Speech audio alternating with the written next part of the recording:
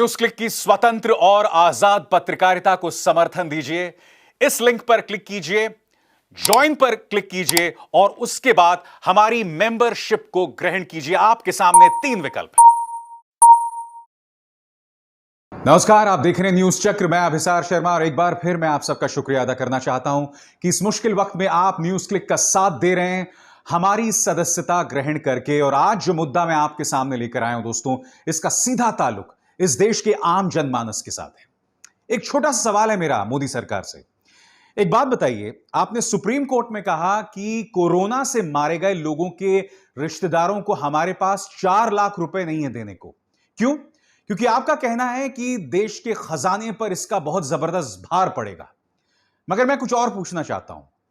विज्ञापनों के लिए मोदी सरकार और भाजपा शासित तमाम प्रदेश करोड़ों रुपए खर्च सकते हैं हर राज्य में जहां जहां इनकी सरकारें हैं, मगर देश की जनता की जो असली जरूरतें हैं उनको आप 4 लाख रुपए नहीं दे सकते। मैं आपको बताता हूं क्यों। आपके स्क्रीन पर दोस्तों ये देखिए, ये जो बैनर है ना, इस वक्त देख रहे हैं, ये बैनर इस वक्त उत्तर प्रदेश के हर गली कूचे में आपको लगा हुआ दिखाई देगा। उत्तर प्रदेश के हर सूबे, हर जिले में बड़े पैमाने पर यह बैनर दिखाई दे रहा है, जहां योगी आदित्यनाथ की तस्वीर है और प्रधानमंत्री नरेंद्र मोदी की तस्वीर है। और प्रधानमंत्री नरेंद्र मोदी को धन्यवाद दिया जा रहा है कोरोना की वैक्सीन के लिए। अब देखिए, यही बोर्ड लगा हुआ है कहां पर? यह बोर्ड लगा हुआ है कर्नाटक पर। और यहां पर भी आप देख सकते हैं येदियुरप्पा की तस्वीर है, जो कि मुख्यमंत्री हैं कर्नाटक के, और प्रधानमंत्री नरेंद्र मोदी की। आप अंदाजा लगा सकते हैं दोस्तों कि हर जिले में, हर जगह पर यह बोर्ड, यह बैनर लगाने में सरकार के कितने पैसे खर्च हुए होंगे? करोड़ों की तादाद में। और दोस्तों, आप जानते हैं उत्तर प्रदेश कितना बड़ा राज्य है। अगर हर जिले, हर शहर, हर जिसे कहते हैं छोटे छोटे गली कूचों में ये बोर्ड्स लगेंगे तो आपको अंदाजा है कितने करोड़ों खर्च हुए होंगे। और फिर यह सरकार कहती है कि आम जनता को 4 लाख रुपए देने के लिए इनके पास पैसे नहीं है। और यह बात जानते हैं इन्होंने कहां कही है? यह बात इन्होंने सुप्रीम कोर्ट में कही है। शर्मनाक रवैया दोस्तों सरकार का। आपकी स्क्रीन पर खबर का शीर्षक देखिए, आपकी स्क्रीन पर कोविड-19 कोरोना से हुई मौत पर नहीं दे सकते 4 लाख का मुआवजा, सुप्रीम कोर्ट से केंद्र सरकार ने कहा। मैं सवाल पूछना चाहता हूं मोदी सरकार से कि सुप्रीम कोर्ट से आपने यह तो कह दिया कि मेरे पास पैसे नहीं है, मगर क्या आपने सुप्रीम कोर्ट को यह भी बताया कि किस तरह से मैं इस तरह के बैनर्स लगा रहा हूं, जो मैं कर्नाटक में भी देख रहा हूं, उत्तर प्रदेश के गली कूचों में देख रहा हूं? और बात यहां नहीं रुकती है। यह देखिए दोस्तों, एक अखबार पर पूरे पन्ने का ऐड, और यहां पर वाहवाही की जा रही है मोदी सरकार की वैक्सीनेशन को लेकर, टीके को लेकर। मैं फिर आपसे सवाल पूछता हूं, बताइए ना, ये जो अखबारों में आपने विज्ञापन दिए हैं, क्या अखबारों ने मुफ्त में से छाप दिया है? हर अखबार की जेब में कितना पैसा गया होगा, आपको अंदाजा है इस बात का? बोलिए। और इसके अलावा जो आप झूठा प्रचार छाप रहे हैं, उसका अंदाजा है आपको? मैं आपको बताता हूं दोस्तों, इन्होंने सुप्रीम कोर्ट के सामने किस तरह का शर्मनाक बयान दिया। आपकी स्क्रीन पर केंद्र सरकार की ओर से सुप्रीम कोर्ट को बताया गया है कि हर कोरोना संक्रमित मरीज की मौत पर मुआवजा देना राज्यों के वित्तीय सामर्थ्य से बाहर है। इससे सरकारी खजाना खाली हो जाएगा। आगे ये क्या कहते हैं आपकी स्क्रीन पर? कोरोना संक्रमण से जान गंवाने वालों के परिजनों को मुआवजा, कॉम्पेंसेशन देने को लेकर सुप्रीम कोर्ट में दायर याचिका पर केंद्र सरकार की ओर से हलफनामा दिया गया है। केंद्र सरकार ने सुप्रीम कोर्ट को बताया है कि कोरोना से जान गंवाने वाले लोगों को, उनके परिजनों को 4 लाख रुपए का मुआवजा नहीं दिया जा सकता। उन्होंने कहा कि आपदा कानून के तहत अनिवार्य मुआवजा केवल प्राकृतिक आपदाओं जैसे भूकंप, बाढ़ आदि पर ही लागू होता है। सरकार की ओर से कहा गया है कि अगर एक बीमारी से होने वाली मौत पर अनुग्रह राशि दी जाए तो दूसरों पर नहीं दी तो यह गलत होगा। क्या कह रहे हैं लोग कि अगर हमने कोरोना में ये पैसे दे दिए तो फिर दूसरी बीमारी में भी देना पड़ेगा। मगर मोदी सरकार को पता होना चाहिए कि आज की तारीख में कोरोना ने अगर इतना विकराल रूप देखा है तो यह सरकार की गलती की वजह से। आपको मैं कुछ प्रमाण देना चाहता हूं और मेरे इस प्रमाण को आप झूठा साबित करने की हिम्मत रखें तो झूठा साबित करें। सबसे पहली बात, आपने कोरोना को महामारी घोषित कर दिया था मार्च 2020। मगर मार्च के बाद अक्टूबर 2020 में आपने ऑक्सीजन के टेंडर्स जारी किए, और कितने ऑक्सीजन के टेंडर्स? 162। और फिर अगले साल अप्रैल तक, अक्टूबर में आपने जारी किया, अक्टूबर, नवंबर, दिसंबर, जनवरी, फरवरी, मार्च, अप्रैल, कितने महीने हुए? 7 महीने। 7 महीने में उन 162 में से सिर्फ 32 ऑक्सीजन प्लांट्स तैयार हुए। यह बतलाता है कि ऑक्सीजन को लेकर यह सरकार कितनी गंभीर थी। इसके बाद प्रधानमंत्री नरेंद्र मोदी का यह बयान देखिए जो आपकी स्क्रीन पर है। इसमें प्रधानमंत्री यह कह रहे हैं कि हमने कोरोना के खिलाफ जंग जीत ली बगैर वैक्सीन के। यह बयान दिया था ना प्रधानमंत्री ने। अब मैं आपसे पूछना चाहता हूं कि आपने तो कोरोना को गंभीरता से लिया नहीं। इसके अलावा जो आपने कोरोना टास्क फोर्स का गठन किया था, जनवरी से लेकर अप्रैल तक कोई बैठक ही नहीं हुई, उसकी बैठक ही नहीं हुई। और प्रधानमंत्री ने पूरी दुनिया के सामने जनवरी के महीने में यह घोषणा कर दी थी कि हमने कोरोना पर जीत हासिल कर ली है। और उसके बाद अप्रैल में जो विकराल रूप हमने देखा कोरोना से मौतों का, वो तो हम सब जानते हैं। हर घर या हर घर से जुड़े लोगों की मौत हुई कोरोना की वजह से। दोष किसका है मुझे बताइए? सरकार ने तो आंखें मूंद ली थी ना। और आज आप सुप्रीम कोर्ट को यह कह रहे हो कि हम 4 लाख रुपए मुआवजा नहीं दे सकते। आप अब भी वो गलती फिर से दोहरा रहे हो। और अब मैं आपको बताता हूं दोस्तों, इनकी पोल कोई और नहीं बल्कि इनके अपने मुख्यमंत्री कर रहे हैं। आपकी स्क्रीन पर एक खबर देखिए। यह है उत्तराखंड के पूर्व मुख्यमंत्री त्रिवेंद्र सिंह रावत। यह खबर देखिए।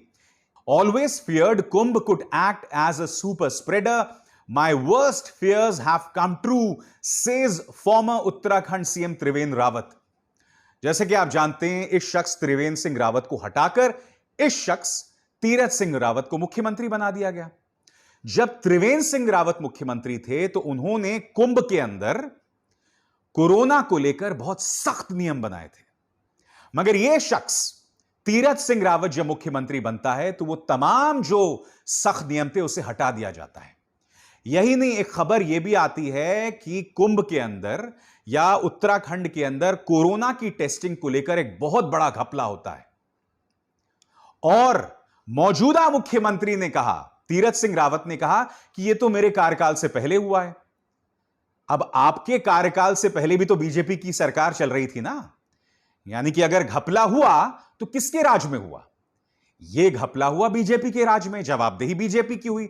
हालांकि त्रिवेंद्र सिंह रावत ने अपने बयान में साफ तौर पर कहा है कि मेरे राज में यह घपला नहीं हुआ है, क्योंकि जो तमाम टेंडर्स जारी किए गए थे वो तब जारी किए गए थे जब मैं मुख्यमंत्री नहीं था, जब तीरथ सिंह रावत मुख्यमंत्री बन गए थे। कुंभ सुपर स्प्रेडर था। कुंभ की वजह से बड़े पैमाने पर देश भर में कोरोना की महामारी फैली है। मैं नहीं कह रहा हूं, ये पंडित अभिसार शर्मा नहीं कह रहे हैं, ये त्रिवेंद्र सिंह रावत कह रहे हैं, उत्तराखंड के पूर्व मुख्यमंत्री। बताइए ना, आप चाहते तो अगले साल कुंभ का आयोजन कर सकते थे, क्योंकि जहां तक मैं जानता हूं इसका आयोजन अगले साल की इनकी तारीख थी। तो फिर 1 साल पहले क्यों किया गया? अब एक और खबर मैं आपको दिखाता हूं दोस्तों। यह है मुकेश अंबानी के न्यूज चैनल की खबर। मुकेश अंबानी का यह न्यूज चैनल कह रहा है कि रायबरेली के अंदर सबसे ज्यादा कम वैक्सीनेशंस लगाए जा रहे हैं, और यहां पर हमला सीधे तौर पर सोनिया गांधी पर किया गया है। आज मैं पूछना चाहता हूं इस न्यूज चैनल से और उन तमाम प्रचार तंत्र के 2-2 रुपए के जो टट्टू होते हैं, उनसे एक सवाल पूछना चाहता हूं। कोरोना की वैक्सीन लगाना किसकी जिम्मेदारी है? स्थानीय प्रशासन की है, केंद्र से लेकर राज्य सरकार की है? यहां पर जो एमपी है उसकी जिम्मेदारी कहां से आ गई? इन न्यूज चैनल्स को सवाल तो यह पूछना चाहिए था राज्य सरकार से कि अगर आप लोग रायबरेली को जानबूझ के नजरअंदाज कर रहे हो क्योंकि यहां पर सोनिया गांधी सांसद हैं, तो यह तो बहुत बड़ा गुनाह है। इसके चलते योगी सरकार पर सवाल किए जाने चाहिए थे। यह एक बहुत बड़ा अपराध है, योगी सरकार का ही नहीं बल्कि केंद्र सरकार का भी, कि आप रायबरेली को इसलिए नजरअंदाज कर रहे हैं क्योंकि वहां से सांसद सोनिया गांधी हैं। और दोस्तों, इस तरह की हरकत इन्होंने पहली बार नहीं की है। दिल्ली के अंदर जब कोरोना महामारी उग्र रूप अख्तियार किए हुए थी, उस दौरान आपको याद है दिल्ली हाईकोर्ट ने फैसला दिया था कि जल्द से जल्द दिल्ली के अस्पतालों में ऑक्सीजन पहुंचाइए। यह किसी और का नहीं, हाईकोर्ट का फैसला था। और उसके बाद केंद्र सरकार को ऑक्सीजन पहुंचानी पड़ी। जो काम दिल्ली हाईकोर्ट के आदेश के पहले हो सकता था, उसके लिए कोर्ट को क्यों दखल देना पड़ा? बताइए ना। इसका मतलब यह हुआ कि केंद्र सरकार कम से कम हाईकोर्ट के इस आदेश की माने, और उसके लॉजिक को अगर मैं देखूं तो केंद्र सरकार ने पहले दिल्ली सरकार को या दिल्ली को ऑक्सीजन नहीं दिया और हाईकोर्ट की लताड़ के बाद ऑक्सीजन दिया। क्यों? क्योंकि दिल्ली के अंदर किसकी सरकार है? इस शख्स अरविंद केजरीवाल की सरकार है। क्या आप वही खुंदक सोनिया गांधी से निकाल रहे थे जिस तरह की खुंदक आप दिल्ली में निकाल रहे थे? ये मेरे शब्द नहीं है, ये दिल्ली हाईकोर्ट का आदेश है। और अब आप इस देश की जनता को मूर्ख बना रहे हैं यह कहकर कि मेरे पास पैसे नहीं हैं कोरोना से मारे गए लोगों के परिजनों को मुआवजा देने के लिए, क्योंकि मेरे जेब में पैसे नहीं हैं। अब दोस्तों, यह एक बहुत बड़ा मुद्दा बन गया है। कांग्रेस के नेता राहुल गांधी ने इस पर बयान दिया है। वो बयान आपकी स्क्रीन पर। जीवन की कीमत लगाना असंभव है, सरकारी मुआवजा सिर्फ एक छोटी सी सहायता होती है, लेकिन मोदी सरकार यह भी करने को तैयार नहीं है। कोविड महामारी में पहले इलाज की कमी, फिर झूठे आंकड़े, ऊपर से सरकार की क्रूरता। कई मुद्दे पर राहुल गांधी उन्हें हमला कर रहे हैं। झूठे आंकड़े, इलाज की कमी, सरकार की क्रूरता। और जाहिर सी बात है, सरकार की क्रूरता की जब वो बात कर रहे हैं तो केंद्र सरकार के उस हलफनामे की बात कर रहे हैं जो उन्होंने सुप्रीम कोर्ट में दाखिल किया कि भाई हम पैसे नहीं दे सकते। एक सवाल मेरा राहुल गांधी से भी। राहुल जी, आप मुद्दा उठा रहे हैं और मुझे याद है कुछ दिनों पहले कार्टून भी आया था, क्योंकि राहुल गांधी जिस चीज की चेतावनी देते हैं सरकार को, पहले तो सरकार उसे मना कर देती है और बाद में सरकार उसे मान लेती है। तो एक कार्टून आया था कि राहुल गांधी एक ज्योतिषी बने हुए हैं और प्रधानमंत्री नरेंद्र मोदी उनके पास गए हैं कि भैया मुझे बता दो क्या होने वाला है। हाथ दिखा रहे हैं प्रधानमंत्री राहुल गांधी को। मजाक तो एक तरफ हुआ राहुल जी, मेरा आपसे एक सवाल है। ये जो तमाम आप मुद्दे उठा रहे हैं, मुझे ऐसा लगता है आपको जमीन पे उतरना चाहिए। आपको उतरना चाहिए, आपको इस बात का प्रमाण देना चाहिए कि इस देश का विपक्ष जिंदा है। आप लोग पेट्रोल को लेकर आप लोग एक दिन उतरे, उसके बाद आप गायब हो गए। आपको उतरना पड़ेगा, आपको रोज उतरना पड़ेगा, आपको खुद उतरना पड़ेगा। इस देश का विपक्ष कमजोर है। आपको इस बात के प्रमाण देने होंगे कि आप देश की जनता के मुद्दों को उठाने का सामर्थ्य रखते हैं।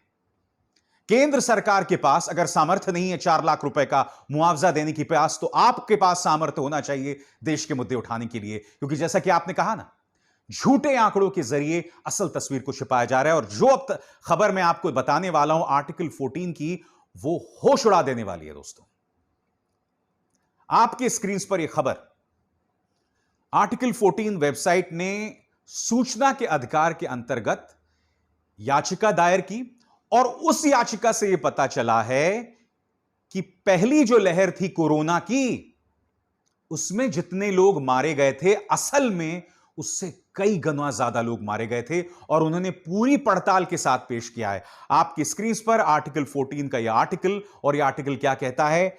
Death count in 24 UP districts 43 times more than official covid toll. उन्होंने 24 जिलों की पड़ताल की उत्तर प्रदेश की, और पता चला कि जो मृतकों की तादाद थी वो 43 गुना 40 गुना ज्यादा थी। और उन्होंने कैसे किया, मैं आपको बताता हूं। आपको 2 तारीखों पर गौर करना पड़ेगा जो आपकी स्क्रीन पर आ रही है। पहली तारीख 1 जुलाई 2019 से लेकर 31 मार्च 2020 तक। इसके बीच में जब आर्टिकल 14 ने पड़ताल की, दोस्तों ये वो मौका था जब देश में कोरोना नहीं था। ठीक है, 1 जुलाई 2019 से लेकर 31 मार्च 2020 के बीच में 24 जिलों में कितनी मौतें हुई? आपकी स्क्रीन पर 1,78,000 मौतें, यानी कि 1,78,000 डेथ्स। अब आते हैं हम कब? कोरोना की दूसरी लहर के समय, यानी कि 1 जुलाई 2020 से लेकर 31 मार्च 2021, यह वो दौर है दोस्तों जब कोरोना की पहली लहर आ चुकी थी और दूसरी लहर आने वाली थी। आप जानते हैं इस दौरान उत्तर प्रदेश के 24 जिलों में कितनी मौतें हुई? 3,75,000 यानी कि 2 लाख ज्यादा मौतें हुई। एक साल में ऐसा क्या हुआ दोस्तों कि 2 लाख अतिरिक्त मौतें हुई? और ये आंकड़े कोरोना में नहीं आए। इन मौतों को सामान्य मौतों का हवाला दे दिया गया।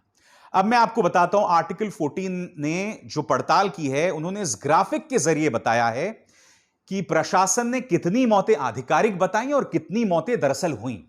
आप देखिए, बाईं तरफ आप देख सकते हैं, बलिया में 107 मौतें कोरोना से हुई, उन्नाव में 90, कानपुर देहात में 38, अमेठी में 39, लखनऊ में 1211, बरेली में 166, आगरा में 178। मगर असल में इस दौरान कितनी मौतें हुई, कितनी अतिरिक्त मौतें हुई आपके स्क्रीन पर? बलिया में 7,332, उन्नाव में 10,481, कानपुर देहात में 4,040, अमेठी में 13,041, लखनऊ में 30,222, बरेली में 12,069 मौतें, आगरा में 9,979। बात यहां नहीं रुकती। अब पड़ताल के तौर पर वो कहां जाते हैं? गाजीपुर जिला। गाजीपुर जिला में उन्होंने बताया है, ये जो ग्राफिक आपके स्क्रीन पर है, गाजीपुर में उन्होंने बताया कि भाई 1 जुलाई 2019 से लेकर 31 मार्च 2020, जब कोरोना नहीं था, उस वक्त कितनी मौतें हुई, और जब कोरोना काल आया, यानी कि कब? मार्च 2020 से लेकर मार्च 2021, उस दौरान कितनी मौतें हुई। यह देखिए, जुलाई में आपके सामने 140 मौतें, उस वक्त जब कोरोना नहीं था, मगर कोरोना जैसे ही आता है 930 मौतें। अगस्त में देखिए 146 मौतें, जब कोरोना नहीं था। अब देखिए अगस्त में 1,710 मौतें। 117 मौतें सितंबर में, जब कोरोना नहीं था, और जब कोरोना आ गया 2,834 मौतें। मैं अभी आपको सिर्फ जुलाई, अगस्त और सितंबर और अक्टूबर का आंकड़ा दिखा रहा हूं। यह है कोरोना की पहली लहर। अब दूसरी लहर में आप जानते हैं हालात और भी ज्यादा गंभीर हैं। क्या आप कल्पना कर सकते हैं दोस्तों, इस दौरान कितनी मौतें छुपाई गई हैं?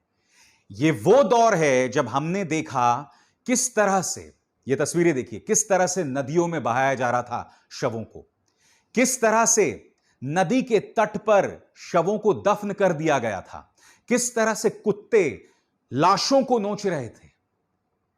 और यह हमने कोरोना की पहली लहर में नहीं देखा। क्या आप कल्पना कर सकते हैं दोस्तों, कोरोना की जब दूसरी लहर आई थी अप्रैल 2021 से, कितने लोग मारे गए होंगे? आप और हम सोच भी नहीं सकते हैं। और ये तमाम आंकड़ों को छुपा दिया गया है। किसकी सरकार है बताइए उत्तर प्रदेश में? और फिर यह सरकार सुप्रीम कोर्ट में क्या कहती है कि मेरे पास जो रिश्तेदार हैं उन्हें देने के लिए 4 लाख रुपए नहीं है, इनसे आप प्रचार करवा लो, जितना भी करवाना है ये अच्छे से कर लेंगे ये लोग। प्रधानमंत्री, आज योग दिवस के मौके पर आप देश के सामने आए, आपने योग के फायदे गिनवाए, और यकीनन मैं उन लोगों में से हूं जो योग के फायदों को मानता हूं। यह बात अलग है कि मैं खुद नहीं करता हूं या नहीं कर पाता हूं, वो एक अलग बात है। मगर मैं चाहूंगा कि मैं भी शुरू करूं, क्योंकि मेरी मां भी मुझे रोज डांटती है कि बेटा योग कर ले, ध्यान कर ले। मगर मैं कुछ और कह रहा हूं। योग से मुझे कुछ और याद आ रहा है। योग से एक जमाने में इस शख्स को कहा जाता था योग गुरु, बिजनेसमैन रामदेव। रामदेव ने लगातार मेरे डॉक्टर्स की तौहीन की, वैक्सीनेशन को लेकर भ्रामक बयान दिए। यह बात अलग है जब केंद्र सरकार में खुद प्रधानमंत्री सामने आए और उन्होंने कहा कि कुछ लोग वैक्सीन को लेकर भ्रामक बयान दे रहे हैं, तब आपने यू टर्न ले लिया। मगर मैं कुछ और कहना चाहता हूं। रामदेव ने जो संदेश अपने लाखों समर्थकों को दिया, प्रधानमंत्री, क्या आपने रामदेव पर कोई सख्त कार्रवाई की? बताइए ना। कितने ही लोगों ने रामदेव के बहकावे में आके वैक्सीनेशन नहीं ली होगी? कितने ही लोगों ने कोरोनिल को दवा समझकर उसी के सहारे अपना इलाज करवाया होगा, और कितने ही लोग इसकी वजह से मर गए होंगे? क्योंकि कोरोनिल कोरोना की दवाई नहीं है, नहीं है, नहीं है। ये शर्मा जी नहीं कह रहे हैं, ये खुद विश्व स्वास्थ्य संगठन ने कहा है। मगर ऐसा आदमी जो देश की जनता के सामने भ्रामक जानकारी फैला रहा था, झूठ बोल रहा था, गलत तस्वीर पेश कर रहा था, प्रधानमंत्री आपने क्या एक्शन लिया इन पर बताइए? या आप रामदेव पर सिर्फ इसलिए एक्शन नहीं लेंगे क्योंकि आपके प्रचार को फैलाने में सहायक साबित होते हैं रामदेव? काला धन इन सब की तो मैं बात ही नहीं कर रहा हूं। स्विस बैंक्स के अंदर अचानक पिछले 13 सालों में सबसे ज्यादा 20,700 करोड़ रुपए जमा हो जाते हैं भारतीयों के।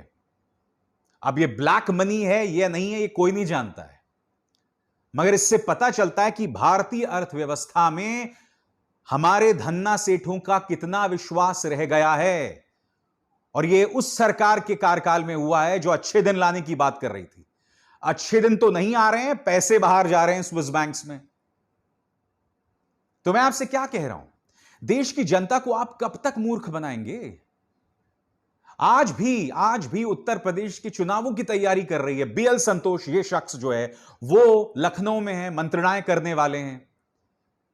और कोरोना की तीसरी लहर को लेकर अभी चेतावनी लगातार दी जा रही है।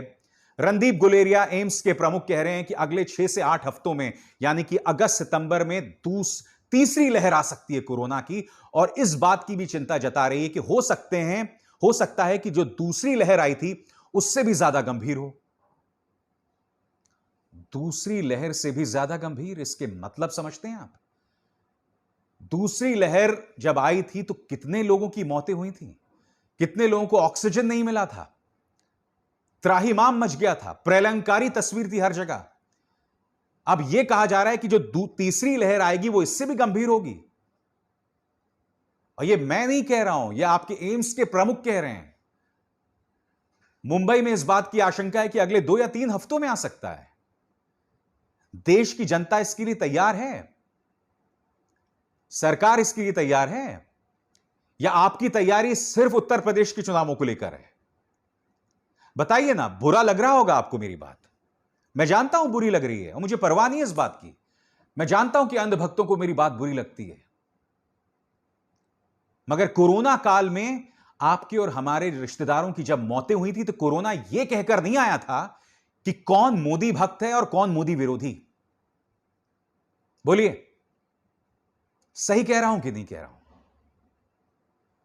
बहुत दुख की बात है दोस्तों कि मीडिया को जिन मुद्दों को लेकर इस सरकार को कटघरे में रखना चाहिए, खड़ा करना चाहिए, वो नहीं कर रहा है। हकीकत आपके सामने है, तीसरे लहर की चेतावनी है और यह सरकार जो है सुप्रीम कोर्ट को इस तरह की जानकारी दे रहा है जो सरासर भ्रामक है।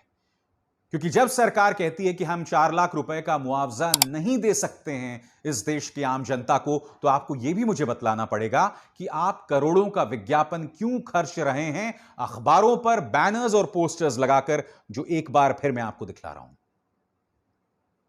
जवाब दीजिएगा इस बात को, और अगर जवाब नहीं है तो शर्म कीजिए।